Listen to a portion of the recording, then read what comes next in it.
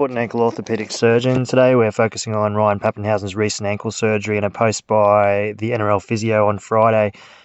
This post basically said that the latest fracture, as we knew, is above the existing plate, but the strange thing was it's been stabilised with another smaller plate rather than the plate being removed and a longer one put across the fracture site.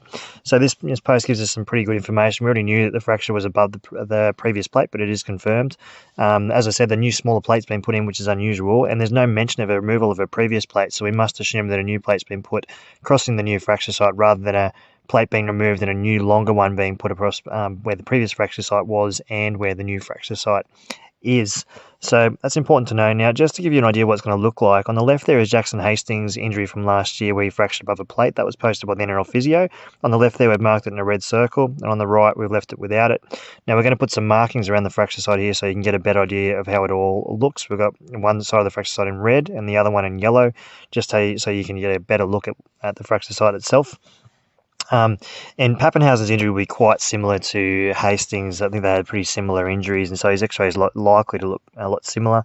From what we can gather from the Instagram post, NRL physios, is Hastings had a longer plate put in the off-season.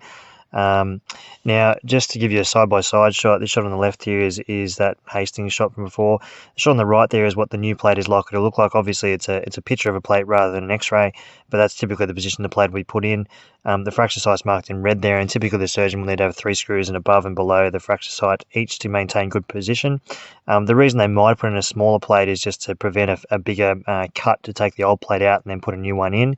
The downside of putting a smaller plate in is it's less strong, but provided the fracture heals, the plates don't do anything once the fracture's healed anyway, so all they've got to do is get enough healing before they can let him play.